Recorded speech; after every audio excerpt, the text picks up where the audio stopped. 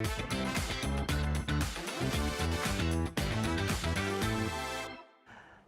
bien, les chiffres ont parlé, chers amis téléspectateurs. Après les législatives et les communales 2026, le constat est là, les femmes sont toujours sous-représentées.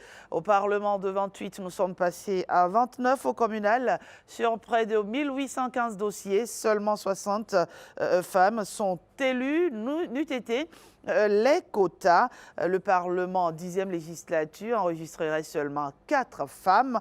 Alors, quel est le véritable obstacle à la représentation des femmes dans les instances de prise de décision au Bénin? On en parle avec une spécialiste en genre. Ella Wama est notre invitée. Ella Wama, bonjour. Bonjour madame, bonjour. Merci d'être avec nous ce matin. Merci. Et je précise que vous êtes juriste, anthropologue et experte béninoise en genre, je l'ai dit tout à l'heure. Et curieusement, aujourd'hui, c'est votre anniversaire. Oui. Oh là là, joyeux anniversaire. J'ai la primeur de souhaiter à cette grande dame joyeux anniversaire en Mondo Vision. Merci. Et le temps passe, mais Ella Wama est toujours au top, au milieu de sa forme, toujours rayonnante et toujours aussi, on va dire, impactante. On vous lit beaucoup sur les réseaux sociaux. Merci. Merci pour ce que vous faites à l'endroit des femmes. Merci pour cette sororité qui vous pousse toujours à aller aux côtés des femmes et à les soutenir. Merci. Alors, aujourd'hui, on parle de la représentation des femmes dans les instances de décision. J'imagine que comme tous les Béninois, vous avez vu les chiffres, vous les avez observés de près. Alors, quelle est votre opinion sur ces chiffres des urnes? Merci, chers journalistes. Les chiffres, ils font perdre le sourire. Vous savez, les chiffres révèlent souvent une dynamique ou une mécanique. Et dans notre cas, ces chiffres révèlent une mécanique. D'accord. On a l'impression, quand on regarde l'histoire politique du pays, qu'on avance, mais comparé à la législature passée, on stagne. On stagne et ça montre que sans béquille politique, donc sans le quota, notre Parlement ne compterait que 4 femmes. C'est totalement inadmissible et c'est une aberration quand on regarde tout le potentiel des femmes et leur contribution au développement du pays. Et le quota peut se révéler être un plafond ou un frein.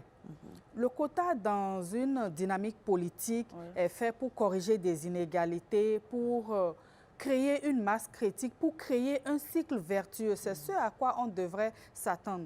Mais dans notre cas, dans le cas d'espèces, dans le cas d'espèces aux législatives, les résultats révèlent que l'écosystème politique a intégré la contrainte du quota et pas la vision derrière ce quota-là. Les femmes devraient avoir accès dans les mêmes conditions, aux mêmes opportunités en termes de représentativité.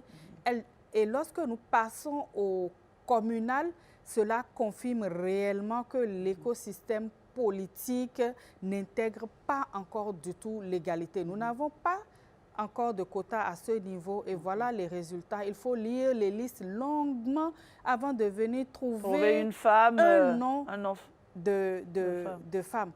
La législature passée, c'est tout un angle mort du développement que certaines communes n'ont pas pu voir parce qu'il n'y avait aucune femme dans ces instances de décision-là. Et se retrouver dans la même situation avec tout le travail qui a été fait, avec toutes les opportunités offertes, aussi bien par le gouvernement que par les organisations de développement, ça interpelle. Et ça interpelle et ça nous amène à comprendre que la mécanique se joue avant les élections.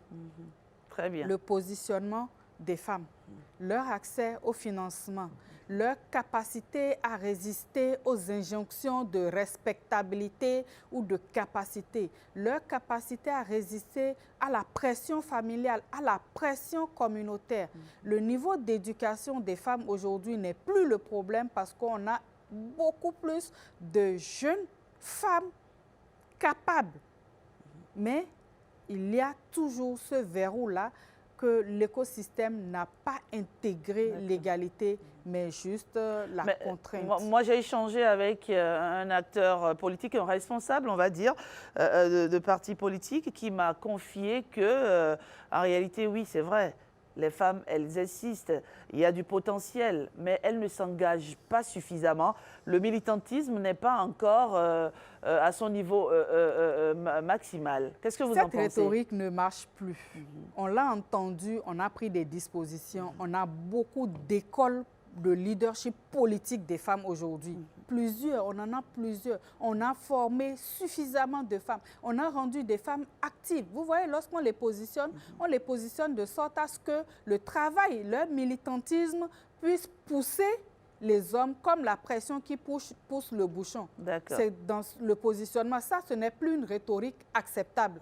Les femmes, elles existent dans les partis politiques, elles s'engagent, elles militent, mais elles sont freinées par tous ces facteurs que j'ai évoqués tantôt. Et c'est orchestré exprès, justement, pour les écarter du domaine public. Alors, vous voulez dire que à compétence égale, parfois, on ne positionne pas les femmes là où il faut, sur les listes classiques? On ne les positionne pas là où il faut. On les positionne de sorte que leur travail permette d'élire les hommes. D'accord. Elles servent donc finalement d'ascenseur.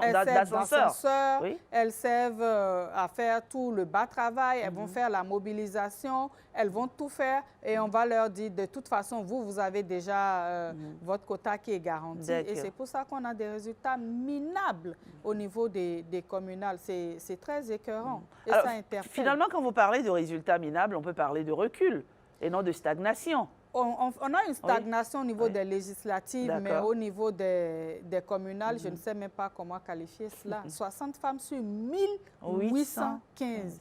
Ce n'est pas honorable du tout à dire et ça devrait interpeller tout l'écosystème politique au Bénin. Alors, dans un post sur Facebook notamment, vous avez parlé de quota plafond.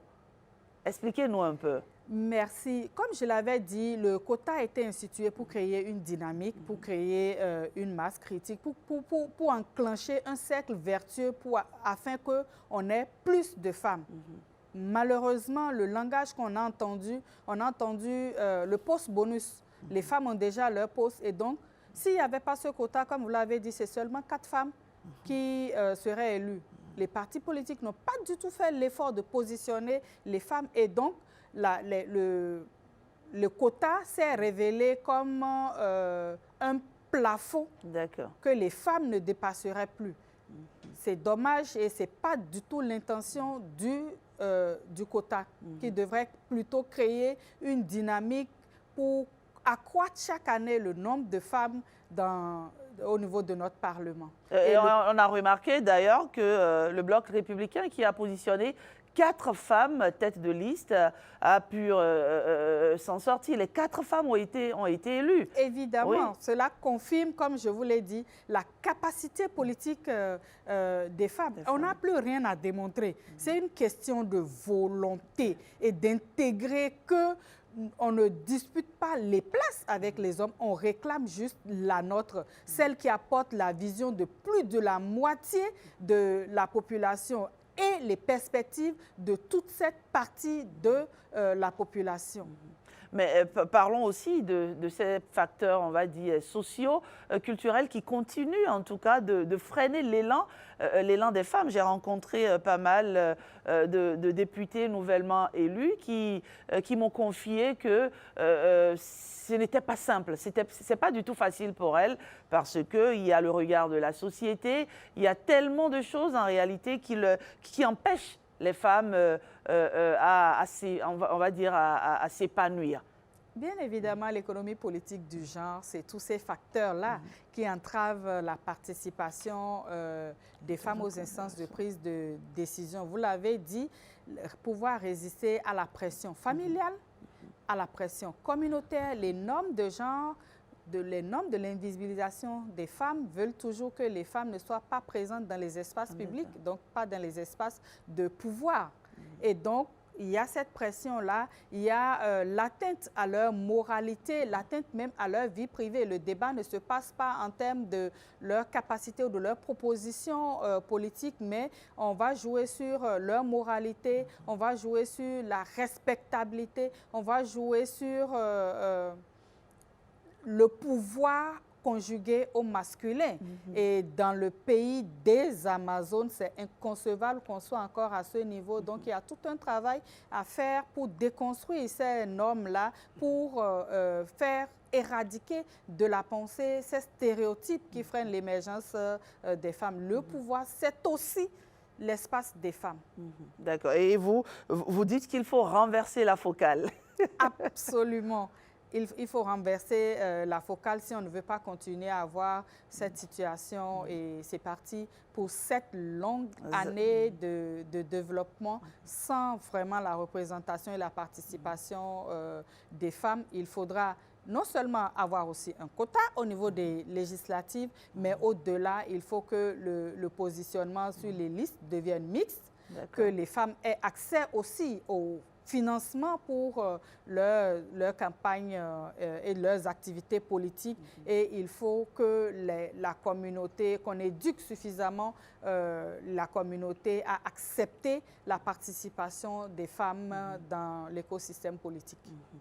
Et c'est à ce prix-là qu'on aura plus de femmes. Vous pensez, est-ce qu'il ne faut pas penser aussi à d'autres mécanismes pour contraindre les partis politiques quand même à mieux positionner les femmes? Vous avez vu, je disais tout à l'heure que le quota a induit plutôt, les partis politiques ont intégré la contrainte et non pas l'égalité. La contrainte, mais il faut aller au-delà. Il faut aller au-delà de la contrainte et mettre en place des mécanismes durables, des mécanismes transformateurs qui font accepter, qui montrent aux partis politiques la plus-value de la participation des femmes. Et bien évidemment, s'ils n'y sont pas prêts, il ne faudra pas des systèmes comme celui du quota, les y contraindre progressivement jusqu'à créer le cercle vertueux qui permette aux femmes d'aller aux élections et de pouvoir mériter le fruit de leur engagement et de leur militantisme politique. Alors, Ella Wama, vous qui êtes spécialiste en genre, qui observez aussi, on va dire, notre société de très près, qu'est-ce qu'il faut faire concrètement? Soyons concrets sur ce plateau. Ce qu'il faut faire, c'est ce que le gouvernement vient de décliner dans la vision 2060. Vous savez, les disparités de genre, elles sont systémiques et elles touchent à plusieurs secteurs. C'est d'abord l'éducation, c'est l'autonomisation des femmes, c'est leur capacité économique, c'est le renforcement de leur leadership. C'est une approche holistique qui permettra, et c'est une approche qu'on doit développer de manière constante sur le long terme. Et c'est cela, qu'on ait des principes, qu'on fasse de l'égalité un levier de développement. C'est ce qui est décliné dans la vision 2060. Maintenant, il reste à transformer cette vision en politique, en indicateur, en système de redevabilité, en mécanisme de participation et de suivi, genre, pour qu'on puisse voir la marche des femmes, l'évaluer, ajuster aux besoins. Comme cela est le cas avec ces résultats, il faudra ajuster le système pour permettre plus de participation des femmes.